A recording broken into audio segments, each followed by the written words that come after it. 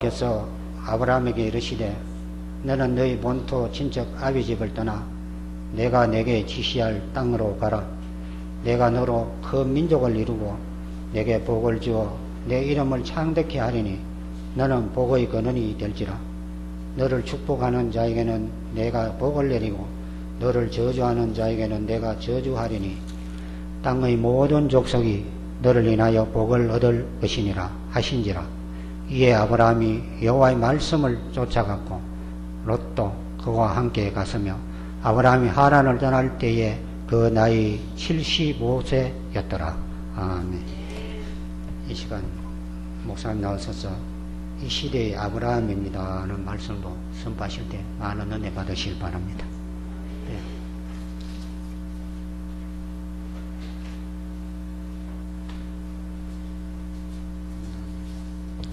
할렐루야. 네. 여러분 주보를 보니까 굉장히 참 인상적이고 좋습니다. 30명의 선교사를 파송하고 후원할 300명의 셀 리더를 양성하는 300 교회. 여러분 믿습니까? 네. 두 날개의 목표죠. 지역교회 목표죠. 그리고 더 감동스러운 게 우리 행복드림교회의 그 비전 선언문 쉼과 힘과 그리고 꿈과 정의에 있어서 행복한 교회다. 여러분 진정한 쉼을 누리고 계십니까? 네. 그리고 꿈이 있습니까? 그리고 서로 정이 있으세요? 그러세요? 그리고 행복하십니까? 네. 그러면 옆 사람하고 이렇게 인사를 한번 해보십시다. 정이 있다 그랬잖아요.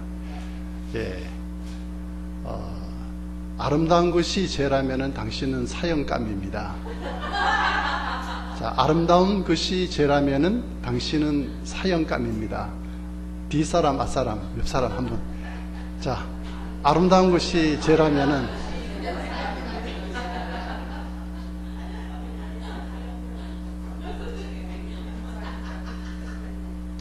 여러분 정말 아름다우시네요.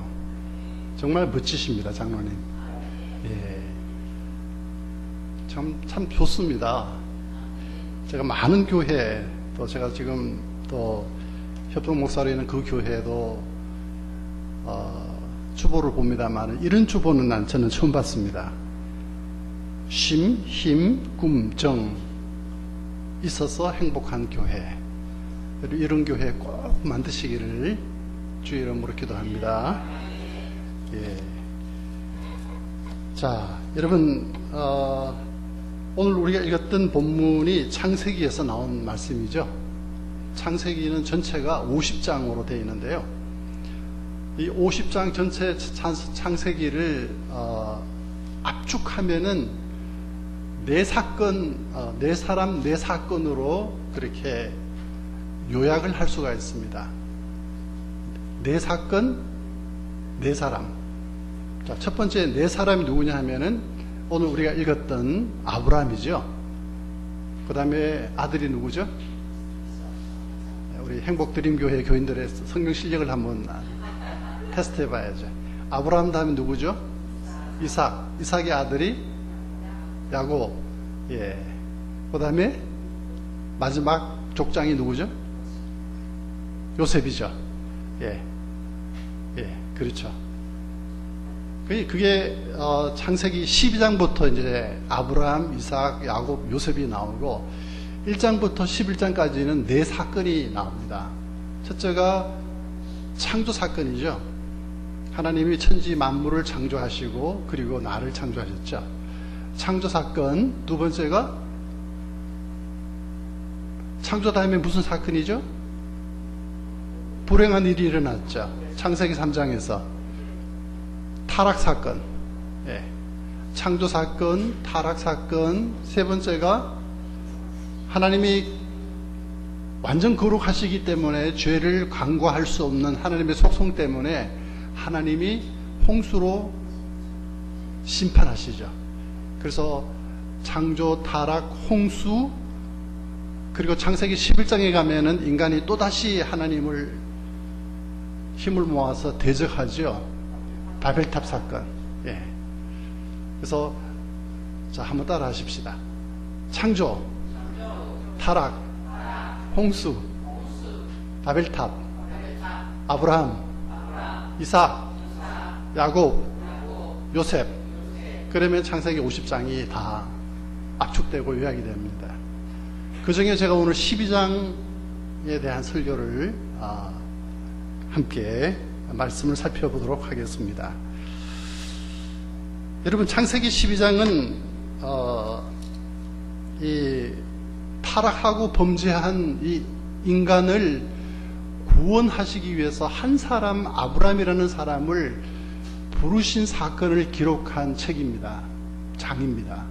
한 사람, 아브라함을 부르신 사건을 기록하고 있는 장입니다. 월터 카이저라고 하는 구약 신학자는 지금 우리가 읽었던, 장로님 읽어주셨던 창세기 12장부터 12장 1절부터 4절까지를 구약의 지상명령이다, 이렇게 명명했습니다. 구약의 지상명령. 여러분, 신약의 지상명령은 우리가 잘 알고 있지 않아요? 마태복음 28장 19절부터 20절까지 너희는 가서 모든 족속으로 제자를 삼고, 그것은 신약교회 우리들에게 부탁하신 지상명령인데, 이 창세기 12장은 범죄한 우리 인간을 하나님께서 구원하시기 위해서, 하나님의 구속사를 이루시기 위해서 아브라함이라고 하는 한 사람을 선택해서 그의 후손 예수 그리스도를 통하여 하나님께서 당신의 구속사를 이루시기 위한 첫 행동이시고 첫 부르심이 바로 이 아브라함을 부르신 사건입니다. 그리고 그의 후손을 통해서 오늘 그 보시면은 아브라함이나 아브라함의 후손 유대인들만 복을 주시는 것이 아니라 너로 말미암아 땅의 모든 족속이 나의 복을 받을지어다. 너무 놀랍지 않습니까? 하나님께서 아브라함을 부르시고 그의 후손 유대인들, 지금 이스라엘 백성들이죠. 이스라엘 백성들을 부르신 부르심의 목적이 뭐냐 하면은 그들만의 축복이 아니라, 그들만을 복 주시겠는 것이 아니라 내가 너를 통하여 땅의 모든 족속에게 복을 주리라. 그래서 아브라함과 이스라엘 백성들은 하나님의 축복의 수혜자이기도 하지만은 축복의 통로가 되는 것입니다. 우리도 마찬가지, 여러분. 우리는 하나님의 은혜의 수혜자입니다. 하나님의 은혜를 받아야 합니다. 믿으시면 아멘. 예. 여러분, 이번 여름에 얼마나 더우셨어요? 저희는 작년 2년 동안 에어컨 없이 살아봤습니다. 이사를 왔는데 마지막에 그 이삿짐 센터 그 트럭에서 에어컨을 내리는데 들어갈 공간이 없는 거예요. 실내기 그 공간에 옷장을 딱 여니까 딱 맞더라고요. 그래서 결정하기를 그냥 가져가시라고 에어컨을 그냥 드렸어요, 그분들한테. 예. 그리고 2년 동안 살았는데 어떻게 살았는지 그래도 그냥 괜찮았는데 올해는 도저히 견딜 수가 없더라고요. 그래서 중간에 에어컨을 구입을 해서 한 20일 정도는 우리가 사용을 했습니다.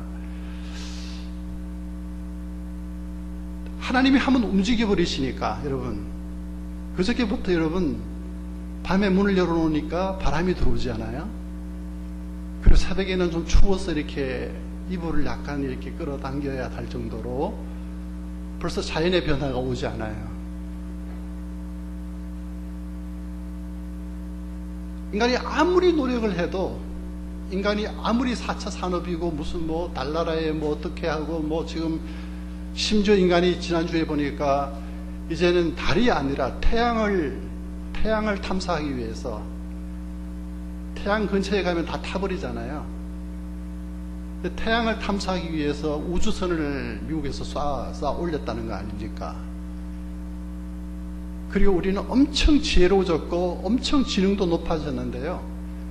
그럼에도 불구하고 하나님께서 하늘의 창을 열지 않으시면은, 하나님이 은혜를 베푸지 않으시면은, 하나님, 우리는 살아낼 수 없는 존재가 바로 우리 같은, 나 같은 존재라는 것입니다. 여러분 믿으시길 바랍니다. 예. 절대적으로 하나님 앞에 우리 자신을 낮춰야 돼요, 여러분. 창세기 6장에 보니까 하나님께서 인간을 지으신 것을 한탄하셨다 그래요. 너무 인간이 너무 타락한 모습을 보시고, 하나님이 당신이 사람 지으신 것을 한탄하시고, 그리고 하나님께서 홍수로 쓸어버리겠다고 하나님이 작정하시잖아요. 근데 창세기 6장 9절에 보니까, 8절 9절을 보니까, 그럼에도 불구하고 그 땅에 노아라고 하는 사람이 한 사람이 있었는데, 이렇게 시작합니다. 노아는 하나님께 은혜를 입었더라. 그 다음 9절에 보니까, 그는 의인이요, 그리고 당대 완전한 자요, 하나님과 동행하였더라, 이렇게 돼 있어요. 제가 지난주에 이 본문을 가지고 설교를 한 적이 있는데, 제가 깨달은 게 뭐냐 하면은, 아무리 우리가 살고 있는 이 세상이 어떻게 되든 간에 노아처럼 우리는 그런 세대 속에서도 다른 삶을 살 수 있다라고 하는 자신감을 얻었어요. 믿으시면 아멘. 많은 사람들이 가는 그 길이 옳은 길이 아닐 수가 있습니다, 여러분. 많은 사람들이 선택한 그 길이, 그 결정이 옳은 길이 아닐 수 있다는 말입니다. 우리는 거기에 썩을 수가 있어요. 많은 사람들이 그 길로 가기 때문에 그 길로 가는 그런 라이프 스타일로 살아가는 것, 노아는 그러지 않았다는 이야기예요. 그는 의인이요, 당대의 완전한 자요, 그리고 하나님과 동행할 수 있었던 자. 그렇기 때문에 하나님께서 그 가정에 주신 보상이 무엇입니까? 그 가족을 구원했다고 하시는 것입니다. 행복드림교회 여러분, 사랑하는 교우 여러분, 여러분도 이 세상의 문화와 엇박자로 살아가시기를 바랍니다. 사람들이 아무리 우리를 이상하게 보든, 우리를 바보로 보든, 그리고 이 시대에 맞지 않는다라고 보든, 우리는 노아처럼, 아브람처럼 살아갈 필요가 있다고 하는 것입니다. 저는 오늘 본문을 세 대제로 나누어서 생각을 잠시 해보고자 합니다. 첫째는 부르심의 대상입니다. 둘째는 부르심의 대가입니다. 셋째는 부르심의 목적입니다. 자, 하나님이 아브라함을 부르셨죠? 그리고 나를 부르셨어요? 그리고 우리 행복드림교회를 부르셨어요. 그 부르심의 대상이 무엇인가? 그리고 부르심의 대가는 무엇인가? 그리고 세 번째는 부르심의 목적이 무엇인가를 가지고서 오늘 이 말씀을 함께 묵상을, 은혜를 나누고자 합니다. 첫째, 부르심의 대상입니다. 여러분 12장 1절을 같이 읽어보겠습니다. 시작. 아브라함에게 이르시되 너는 너의 고향 친척과 아버지 집을 떠나 내가 내게 보여줄 땅으로 가라, 이렇게 말씀하고 있습니다. 하나님께서 아브라함을 부르실 때에 이 아브라함이란 단어는 열국의 아버지란 뜻이에요. 열국의 아버지. 아브람은 한 가정의 아버지지만 아브라함은 열국의 아버지, 온 민족의 아버지, 열방의 아버지라는 그런 뜻입니다. 여러분, 이 아브라함이 하나님이 찾아오셔서 부르실 때 나이가 몇 살이었죠? 나이가 몇 살이었죠? 나이가 75세였습니다. 그리고 그 아내 사라의 나이가 몇 살이었어요? 사라 65세. 예, 10살 차이죠. 10살 차이예요. 예. 여러분, 이 아브라함이라고 하는 사람은 75년 동안 하나님 없이 살던 사람이었어요. 그리고 하나님을 떠나서 하나님을 알지 못하면서 살던 사람이었어요.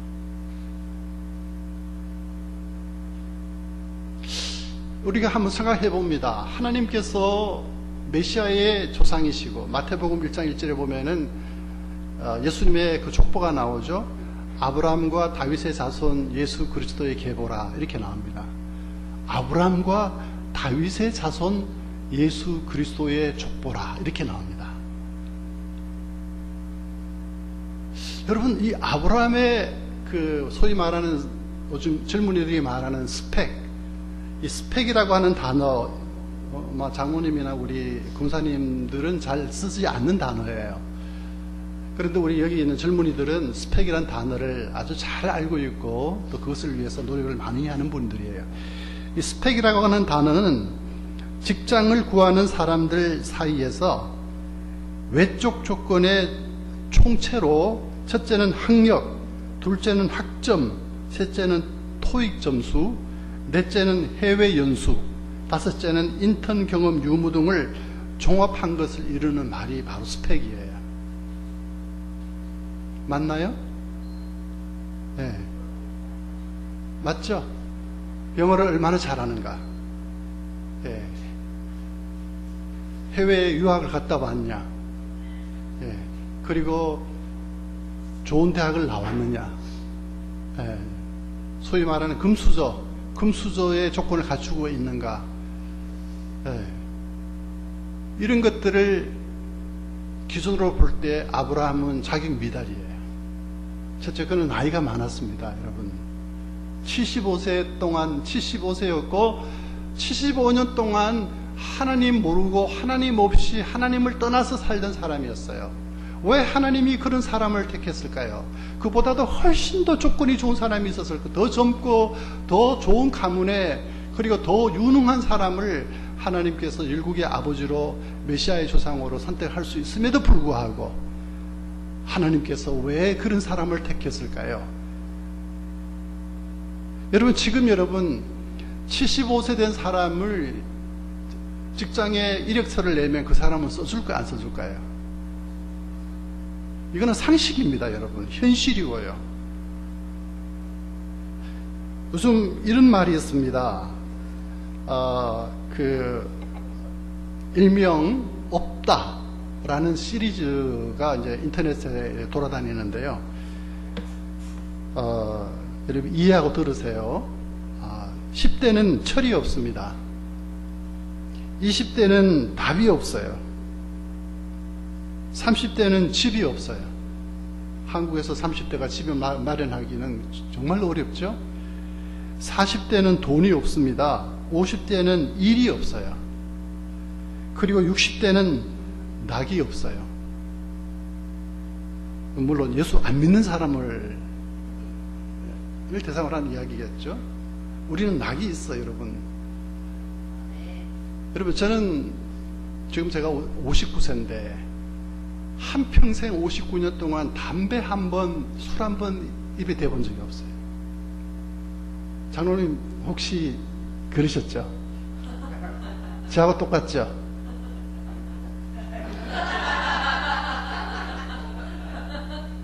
저는 참 하나님 앞에 너무도 감사해요. 예. 여러분 이마트나 좀 큰 마트에 가면 시식한 코너 있잖아요. 예. 일부러 포도주는 돌아서 갑니다. 포도주 주는 그런 와인 주는 쪽은 돌아서 갑니다. 예, 내 자신을 더럽히지 않기 위해서.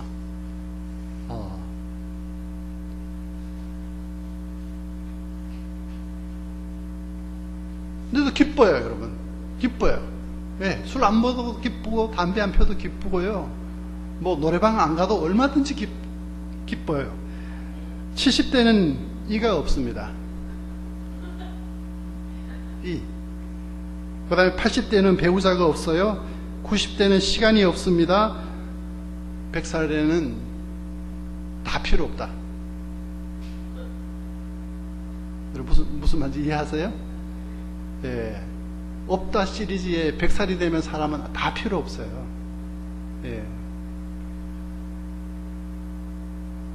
여러분 여기 보세요. 아브라함이 70의 부름을 받았다 그랬잖아요. 여기에 있다, 없다 시리즈에 보면 이가 없는 시리즈. 그 나이에 해당되는 그런 사람입니다. 여러분, 데라의 집안은 어떻습니까? 아버지 아브라함의 집안은 어땠습니까? 아버지 데라는 갈대아 우루, 지금 이라크입니다. 이라크 유프라테스, 티그리스 유프라테스 강이 흐르는 그 지역입니다. 갈대아 우루에서 뭐 했죠?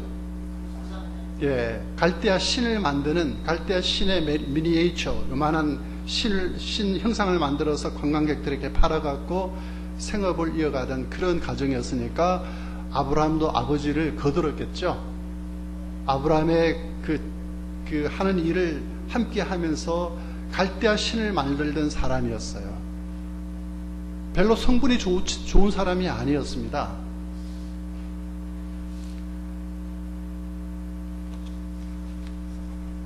그러나 여러분,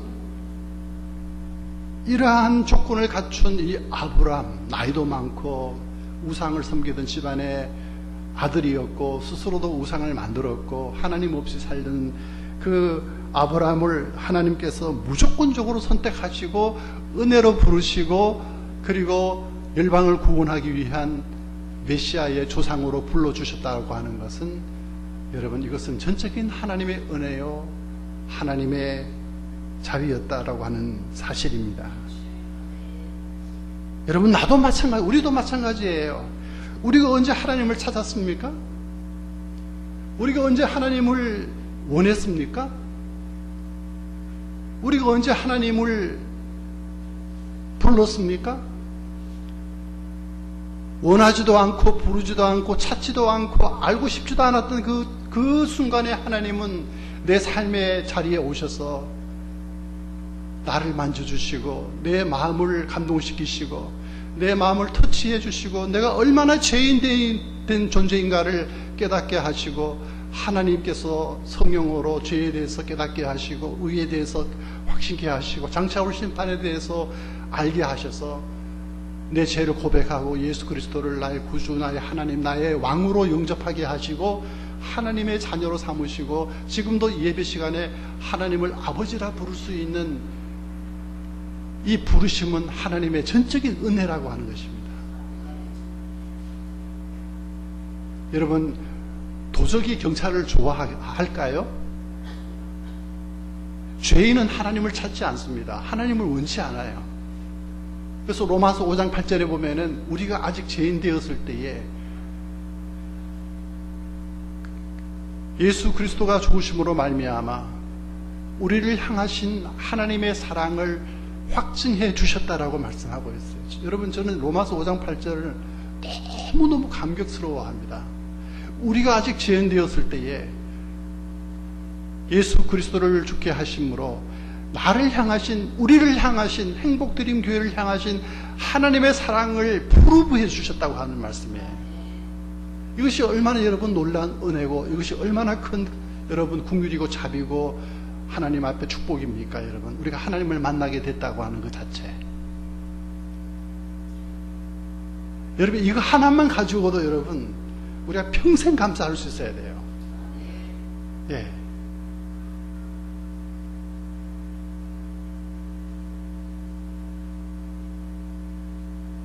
사도 바울이 고린도전서 15장 10절에서 위대한 고백을 합니다.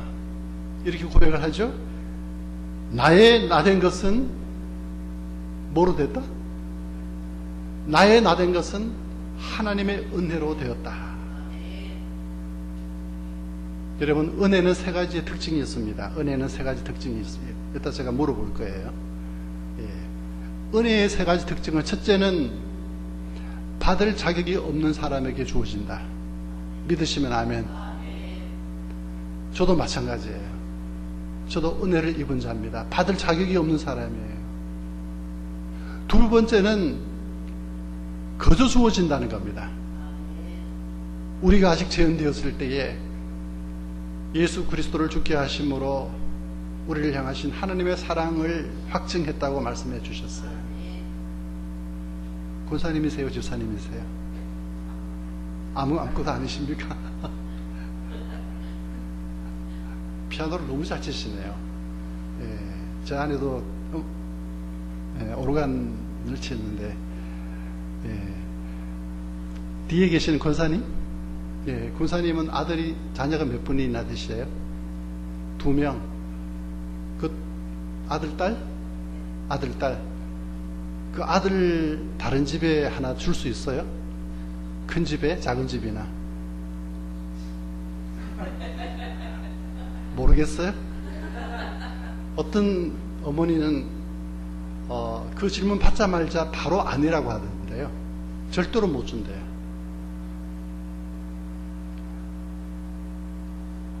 줄 수 있어요?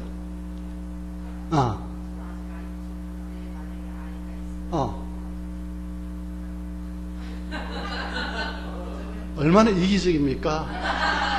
아니, 우리는 그래요. 그러나 하나님은요, 독생자라고 하는 단어는요, 그 전에도 없었고 그 후에도 없을 그런 종류로서는 유일한 종류, 단 하나밖에 없는 그 아들을 나를 위해서 내어놓으셨다고 하는 것입니다. 둘이 사귀세요? 부부세요? 사귀는 거 맞네. 누가 나를 얼마나 사랑하는가를 테스트해 보려면 그 사람이 나를 위해서 뭐를 주느냐를 보면 알아요. 맞죠? 그 사람의 나를 향한 사랑이 어떻게 증명될 수 있습니까? 무엇을 주느냐를 보면 알 수 있다는 이야기예요.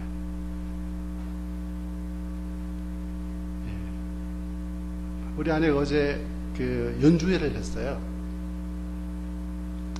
원래는 전공이 팔폴리언인데 한국에는 팔폴리언이 많이 없어서 그냥 오르간으로 연주를 했는데, 제가 몇 년 전에 그 아르헨티나에 가서 선교사님들 교육을 시키고 마지막 돌아오는 날 나에게 주어진 시간이 12시까지, 오전 12시까지 수업을 마치고 비행기가 5시인데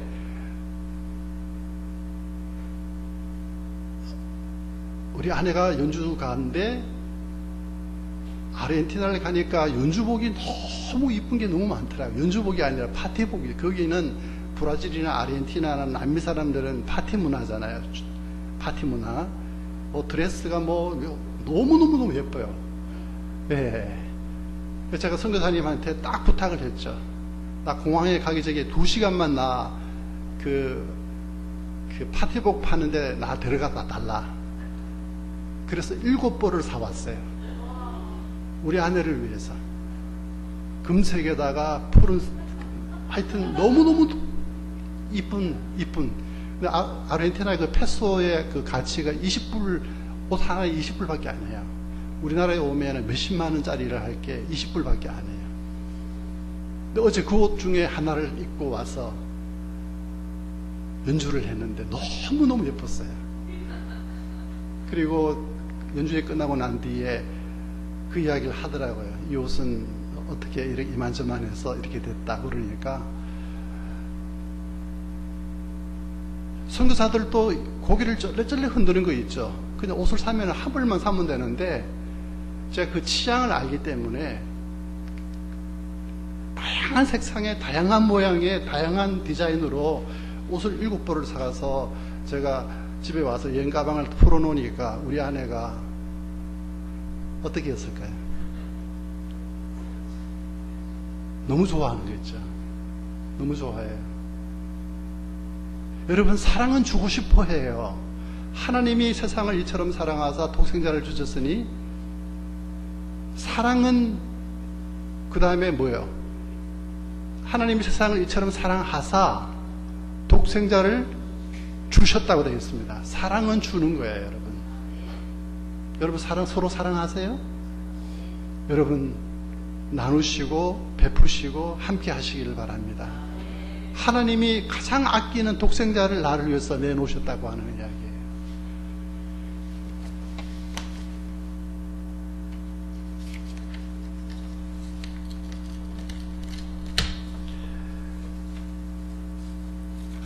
여러분, 인간적인 시각으로 볼 때는 아브라함은 열국의 아버지, 믿음의 주상, 메시아의 주상으로 하나님께 선택받을 수 있는 인물이 아니었다는 것입니다. 여러분, 거기 동의하시죠?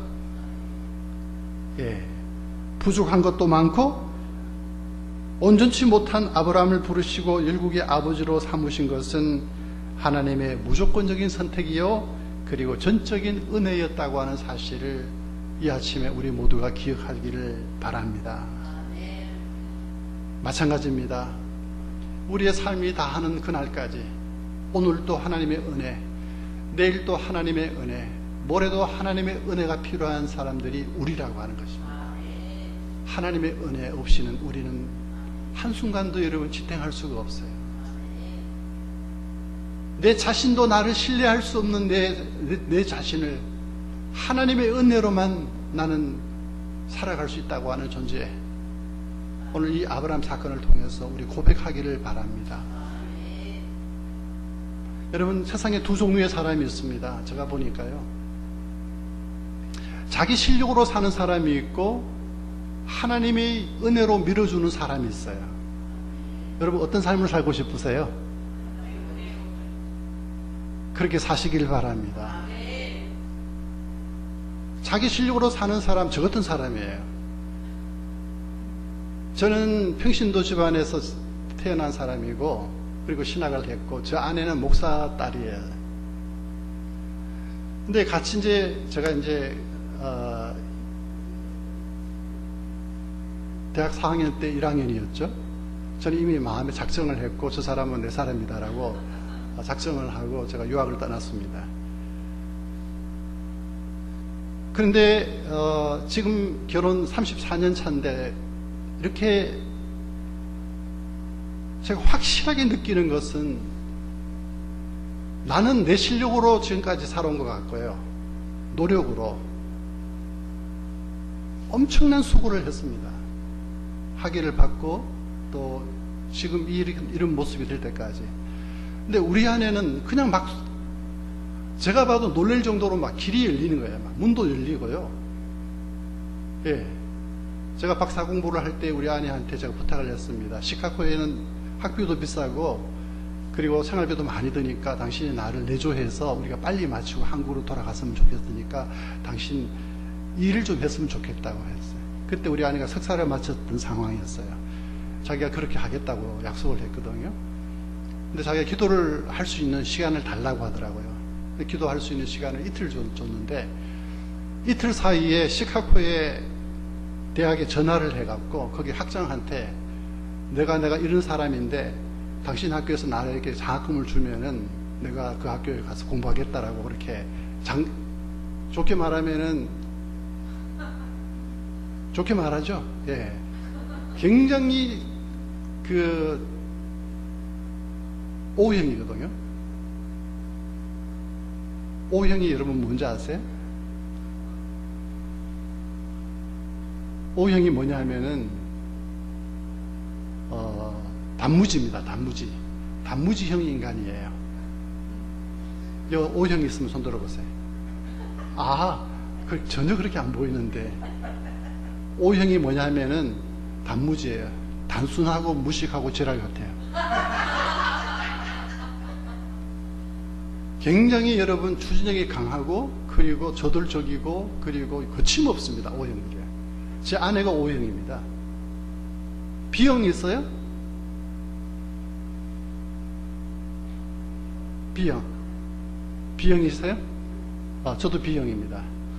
B형은 소세지입니다. 소세지. 소심하고 세심하고 지랄 같아요.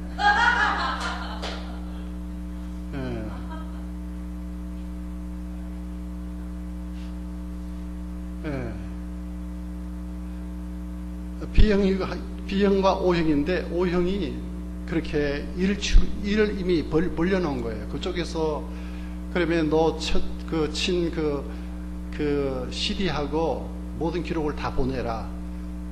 그런데 한 달 후에 답장이 왔는데 풀 스칼라십으로 너를 박사과정에 입학시키고 너의 경력 정도 되면은 학생으로 있어서는 안 되고 강사를 시켜줄 테니까 박사 공부하면서 강사로 우리 학교에서 일을 해라고 해서 저는 두 손 두 발 다 들었습니다.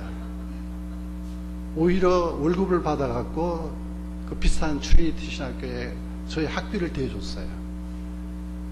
졸업할 때까지. 그러니까 저는 총각 때요. 제가 대학 3학년 때 예수님을 만났는데 3가지 꿈이 있었습니다. 아내, 배우자를 놓고 기도를 했는데 나이가 21살 때 기도를 했는데요. 배우자를 놓고 이야기 할까 말까? 해요. 여러분 꼭 참고하십시오. 제가 우리 학생들한테 꼭 이 이야기를 해줍니다. 배우자를 놓고 기도할 때 이 3가지, 4가지네요. 4가지를 놓고 기도했는데, 첫째는 목사님 딸이면 좋겠다. 영적인 부유함이 있습니다. 목사님 가정은요. 뭐 10,000명 교회 목사님이든 1,000명 교회 목사님이든 10명을 목회해야 하든 간에 목사님 가정에는 영적인 흐르는 유산이 있습니다. 예. 참 꿈도 야무지죠. 목사님 가정에 장가를 가고 싶다는 꿈이 있었어요. 두 번째는 은사가 있는 자매면 좋겠다. 은사. 나는 설교로 복음을 증거하고 또 은사로 내 파트너는 은사로 복음을 같이 증거할 수 있으면 시너지 효과가 있겠다 싶어서 음악대학 학생을 보냈습니다. 근데 그 사람을 만난 거예요. 내가 4학년 때 1학년 때. 세 번째는 건강한 사람이면 좋겠다. 정신적으로도 건강하고 육체적으로 건강한 사람이면 좋겠다 싶었는데 딱 만난 거예요. 제가 대학 4학년 때 몸무게가 48kg였어요. 허리가 23이었어요. 근데 우리 아내가 콩깍지가 꼈는지 지금도 이야기합니다. 당신은 인간이 아니었대요. 대학 4학년, 3, 4학년 때 제가 CCC 활동을 했었는데 수업만 마치면 매 시간마다 나가서 보험 전도하고 보험 영접을 한 사람이 있으면 시간을 맞추어서 또 잔디밭에 앉아서 10스텝이라고 하는 성경부를 가르치고 그 모습을 멀리서 보면서 당신은 인간이 아니었대요. 작은 예수였대요. 그러니까 제 48kg, 23 허리가 이게 안 보인 거예요. 이거 보통 여자분 같으면 이거 다 따질 거 아니에요. 네. 네 번째는 이건 이야기를 하지 말라고 그러는데 이거는 나를 위해서 하나님 앞에 한 가지를 조건을 제가 걸었습니다. 하나님, 다리가 이쁜 여자를 주세요. 다리가 이쁜 사람. 그 사람이 그 사람이었어요. 근데 너무너무 인생이 잘 풀리는 거예요. 여러분, 여기 있는 총각 처녀들, 여러분, 목사님 가정에 여러분 꿈을 꾸시길 바랍니다. 믿으시면 아멘. 뭐 이미 간 사람은 할 수가 없고. 아니 자기가 목사가 되든 간에 아니면 나중에 자녀가 목사가 되든 간에 정말 좋아요. 너무너무 좋아요. 자, 두 번째는 부르심의 대가입니다. 부르심의 대상이 아브라함인데 아브라함은 지금 우리 인간적인 눈으로 볼 때도 그는 하자가 많은 사람이었어요. 우상을 섬기던 사람이었고 집안도 별로 좋지 않았고 나이도 75세였어요. 근데 하나님이 그런 사람을 통해 택하셔서 다윗의 조상이 되게 만드시고 나의 그리스도의 조상이 되게 만드셨다는 이야기입니다. 하나님이 하시면 못할 일이 없다는 거예요. 부르심의 대가입니다. 자, 1절 다시 보겠습니다. 여호와께서, 여러분 한글 개역 한글을 갖고 계시죠? 제가 계정을 읽겠습니다. 여호와께서 아브라함에게 이르시되 너는 본토 친척 아비의 집을 떠나 내가 지시할 땅으로 가라. 그렇게 말씀하고 있습니다. 여러분, 여기서 말하고 있는 본토 친척 아비의 땅이라고 하는 것은 쉽게 말하면은 편한 곳입니다. 그리고 자기가 한평생 살던 곳이에요. 그리고 매우 익숙한 곳입니다. 75년 동안 그곳에서 살았으니까요. 본토 친척 아비의 집을 떠나라 그랬어요. 떠나라. 왜 떠나라고 했을까요? 왜 하나님이 그곳을 떠나라고 했을까요? 그곳에는 우상이 득실거리고 하나님을 경외치 않는 문화가 있고 세상 풍조가 만연해 있던 곳이기 때문에 하나님께서 떠나라고 명령하신 것입니다.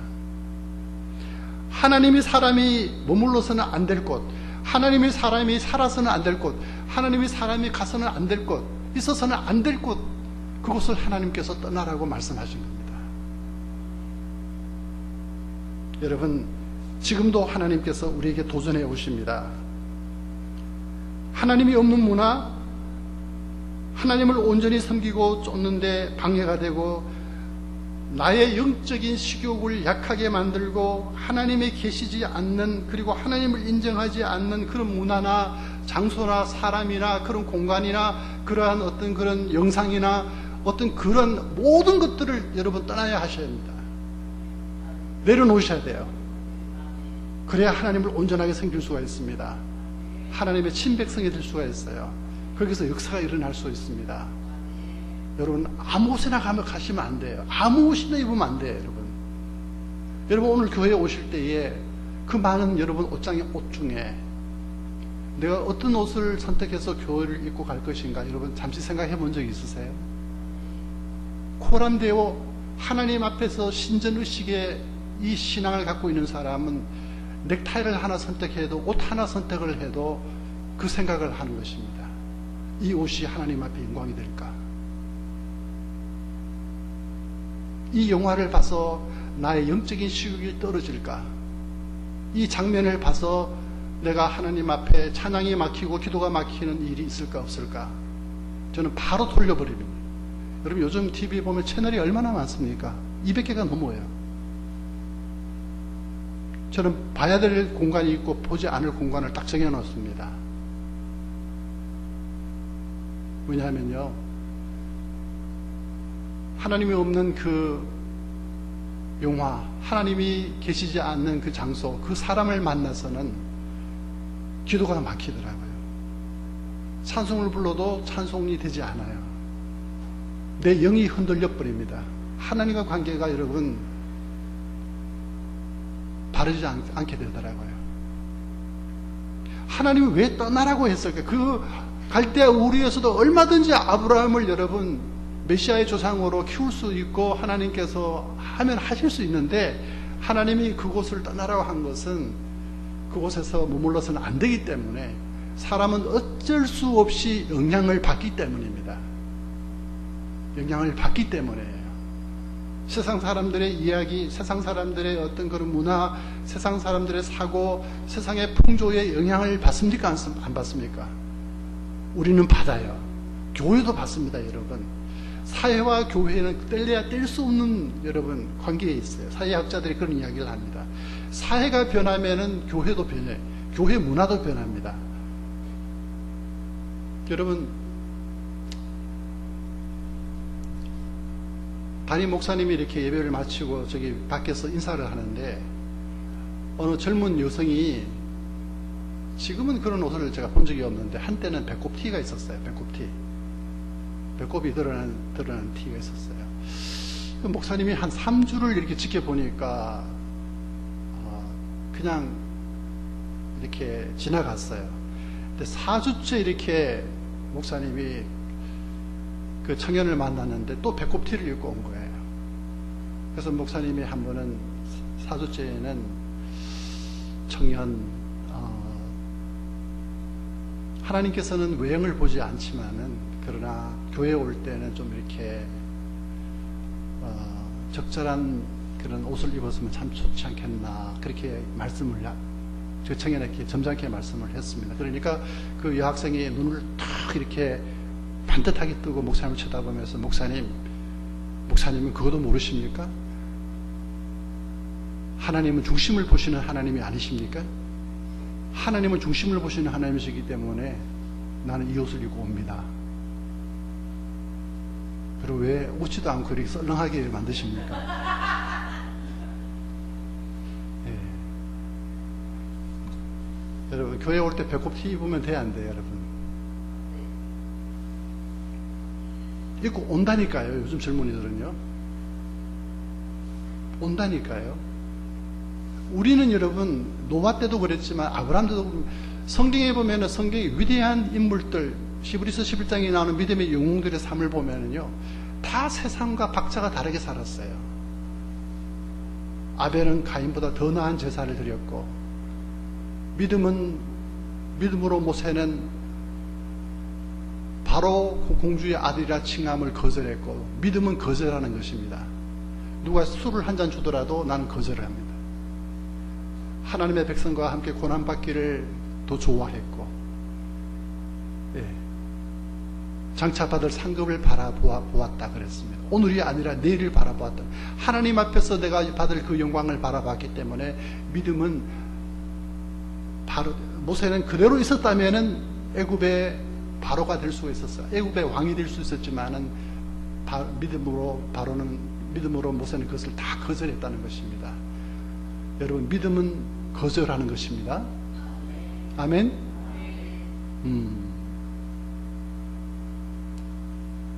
그것이 나에게 아무리 덕이 되고, 그것이 나에게 아무리 유익하고, 그것이 나에게 아무리 즐거움을 준다 하더라도 하나님이 기뻐하지 않는다면은 여러분, 그걸 거절할 수 있는 믿음이 여러분에게 있기를 바랍니다. 떠나시는 축복이 있기를 바랍니다. 여러분, 내려놓는 축복이 있기를 바랍니다. 우리 교인들 가운데 여러분, 어떤 분은 요즘 주식에 투자하는 분들도 주식을 하는 분도 있다고 제가 지난주에 들었어요. 어느 권사님이, 제가 지금 출석하는 교회 권사님이신데 남편이 주식에 투자를 해서 거의 뭐 집까지 지금 손을 댔다고 해요. 지금 권사님? 집사님 고개를 이렇게 흔드시는데요. 한국 교회 안에도 만연해 있습니다. 지금 주식. 나와는 아무런 상관이 없죠. 종류가 달라서 그렇죠. 예. 여러분, 혹시 영적인 식욕을 떨어뜨리고 하나님과 관계를 멀어지게 만드는 어떤 습관이나 어떤 그러한 행동이나 어떤 그러한 생활이 있다면 오늘부터 정리하십시오. 그러지 않고서는 여러분, 일방의 축복의 통로가 될 수가 없습니다. 하나님이 사용하지 않습니다. 여러분, 그냥 교회만 왔다 갔다 하는 사람일 뿐 하나님께서 여러분 사용하시는 여러분이 될 수가 없다는 이야기예요. 그게 바로 믿음의 대가라는 것입니다. 나를 부르셨기 때문에 나는 하나님 앞에 하나님의 부르심에 응답하기 위해서 나는 대가를 치러야 된다는 사실이에요.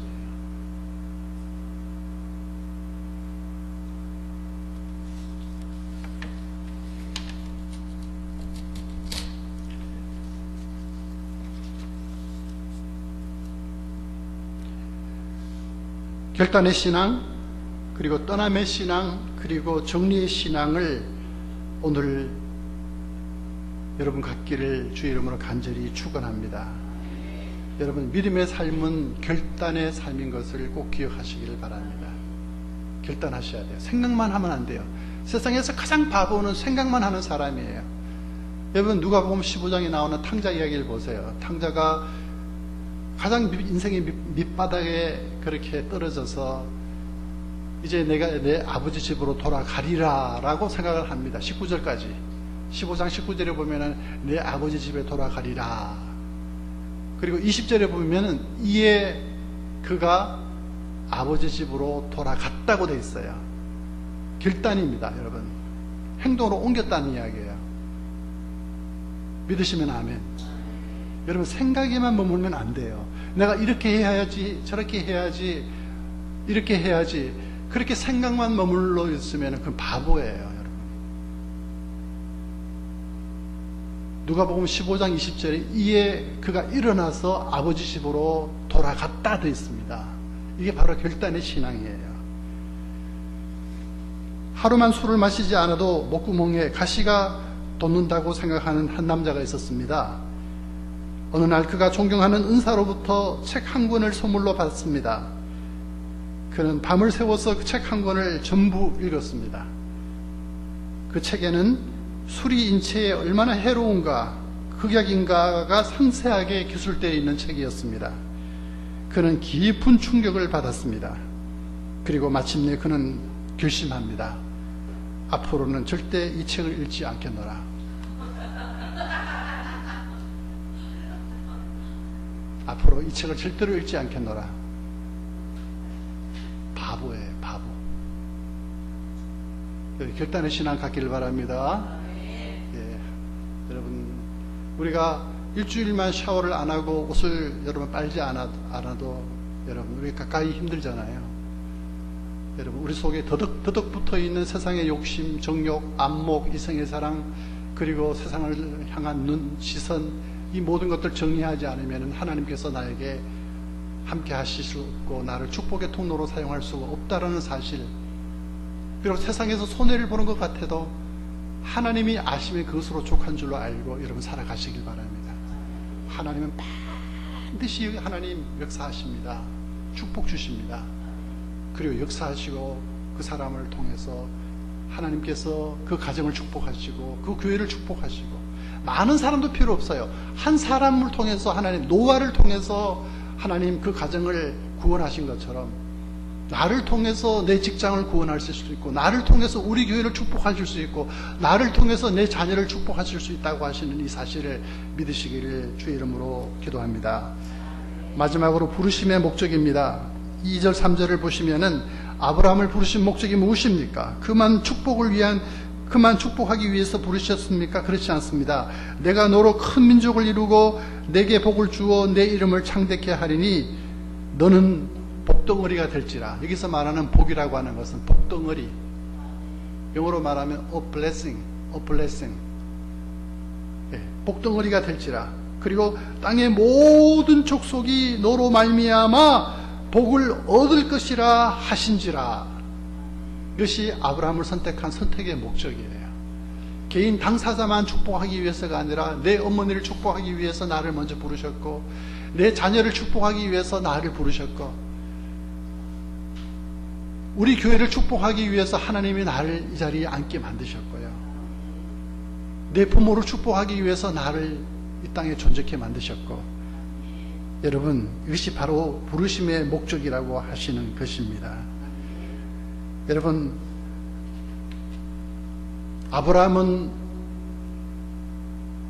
야고보서 2장 23절에 보면은 하나님의 벗이라는 그런 호칭을 받았어요. 하나님의 친구, 하나님의 친구라고 하는 그 호칭을 받았어요. 여러분, 친구는 어떤 사이입니까? 참 편안한 사이예요. 뭐든지 이렇게 이야기할 수 있고, 그리고 참 좋은 사이잖아요. 무슨 이야기든지 터놓고 이야기할 수 있는 그런 관계예요. 근데 아브라함은 하나님의 벗이라고 하는 그런 영광스러운 호칭을 받았다고 하는 것입니다. 제가 몇 달 전에 제가 지금 구리에 살고 있는데요. 그 구리에 있는 한 목욕탕을 갔습니다. 목욕탕을 갔는데 장로님을 제가 출석하는 교회 장로님을 만났어요. 저는 이렇게 나오는 목욕탕 문을 열고 이제 안에 이제 수건을 가지러 가려고 나오고 장로님이 이제 들어오시는데 하다가 이렇게 이제 서로 인사를 하게 된 거예요. 볼 거 다 본 거예요, 서로.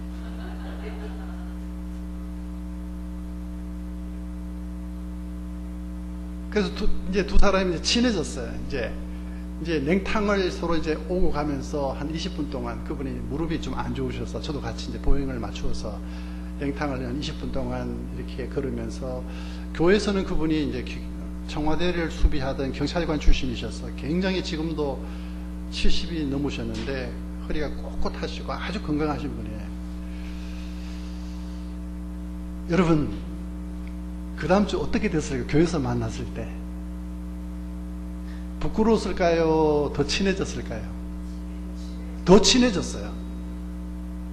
말이 필요 없더라고요. 말이, 눈빛만 봐도.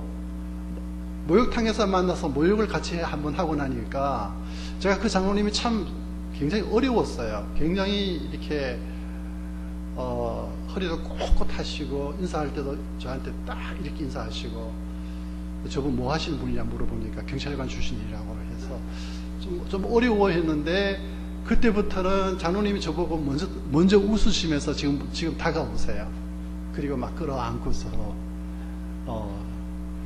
여러분, 친구는 모욕을 해도 같이 부끄럽지 않아요. 하나님과 아브라함은 그런 사이가 됐다는 이야기예요. 여러분, 하나님이 아브라함을 부르신, 그리고 선택하신 목적은 뭐라고요? 복이 되라고 부르셨어요. 복이 되라고. 내가 너를 복주겠다, 그 차원을 넘어서서 모든 사람에게, 모든 열방에, 모든 민족에게 내가 주는 복의 채널이 되어라. 복의 축복의 통로가 되어라고 하나님께서 그를 부르셨다고 하는 것입니다. 이게 부름의 목적이에요. 여러분, 하나님의 복을 사유화하면 안 됩니다.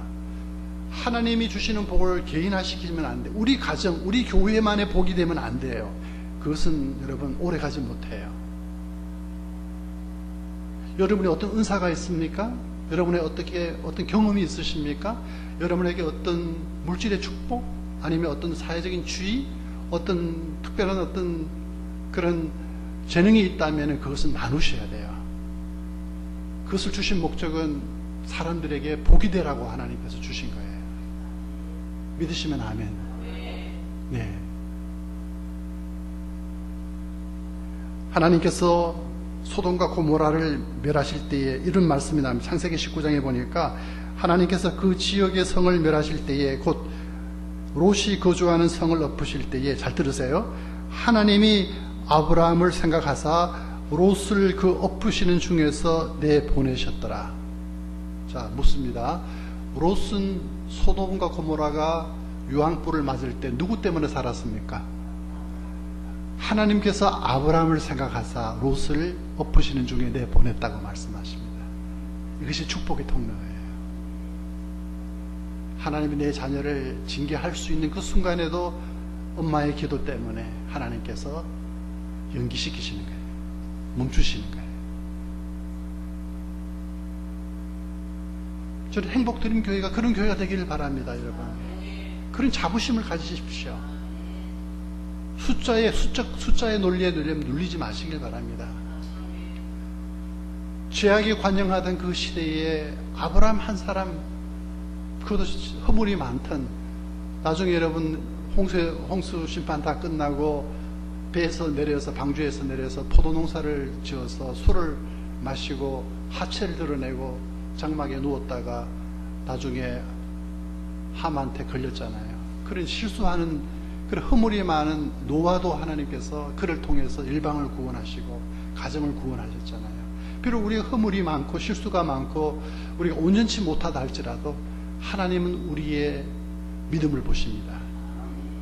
믿음을 보세요. 우리는 완전할 수가 없어요. 완벽할 수가 없어요.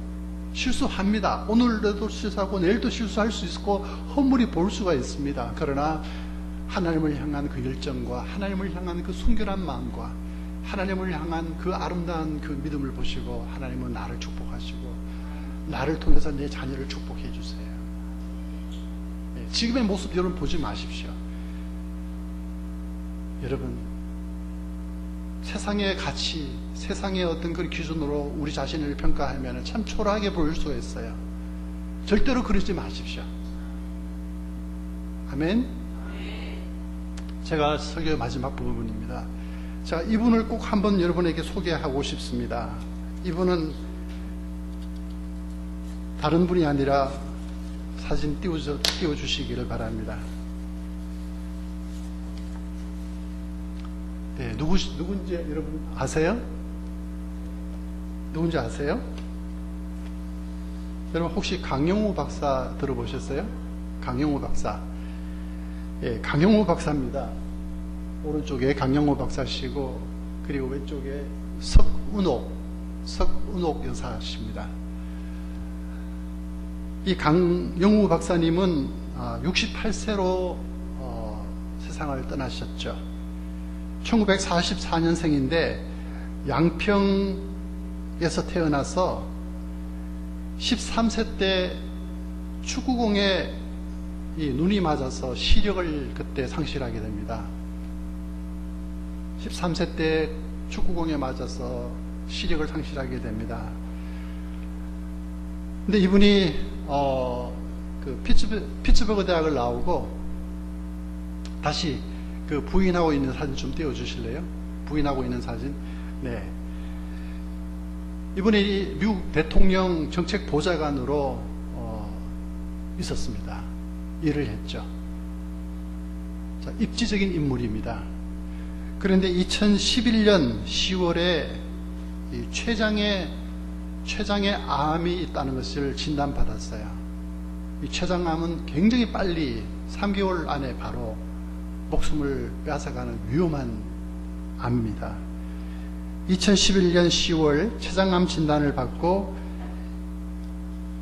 2012년 2월 23일 날 세상을 떠나게 되는 거죠. 2011년 10월 췌장암 진단을 받고 이제 삶을 정리하기 위해서 사랑하는 아내에게 이렇게 편지를 씁니다.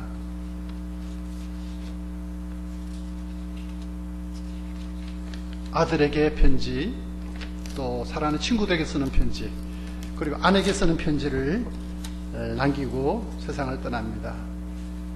제가 읽어드릴게요. 아내 석은옥 여사, 저분에게 쓰는 편지입니다. 당신을 처음 만난 게 벌써 50년 전입니다. 햇살보다 더 반짝반짝 빛나고 있던 예쁜 여대생 누나의 모습을 난 아직도 기억합니다. 이 강용호 박사께서 서울 맹하학교에 다닐 때에 그때 숙명여대 1학년이었던 이 석은옥 여사가 봉사활동을 나와서 교사로 가르쳤는데 그때 만났어요. 그리고 연상의 애인입니다. 햇살보다 더 반짝반짝 빛나고 있던 예쁜 여대생 누나의 모습을 아직도 난 기억합니다. 손을 번쩍 들고 나를 바래다 주겠다고 나서던 당돌한 여대생, 당신은 하나님께서 나에게 보내주신 날개 없는 천사였습니다. 앞으로 함께 할 날이 얼마 남지 않은 이 순간에 나의 가슴을 가득 채우는 것은 당신을 향한 감사함과 미안함입니다.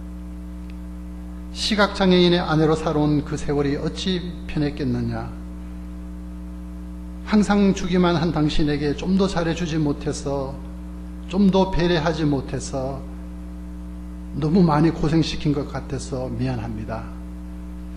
지난 40년간 늘 나를 위로해 주던 당신에게 난 오늘도 이렇게 위로를 받고 있습니다. 미안합니다. 또 오래 함께 해주지 못해서 미안합니다. 내가 떠난 후 당신의 외로움과 슬픔을 함께 해주지 못할 것 같아서 나의 어둠을 밝혀주는 촛불을, 당신을 사랑합니다. 사랑합니다. 사랑합니다. 그리고 고마웠습니다. 여러분, 이게 축복의 통로가 아닙니까?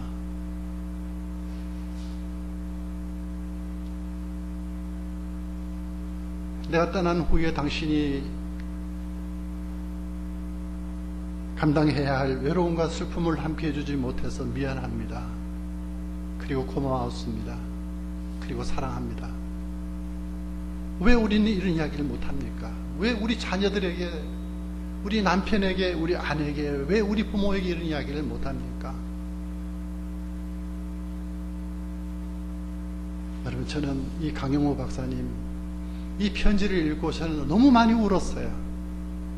그리고 우리 아내한테 잘하기로, 저는 평생을 잘해왔지만 잘하기로 또 결심을 했습니다.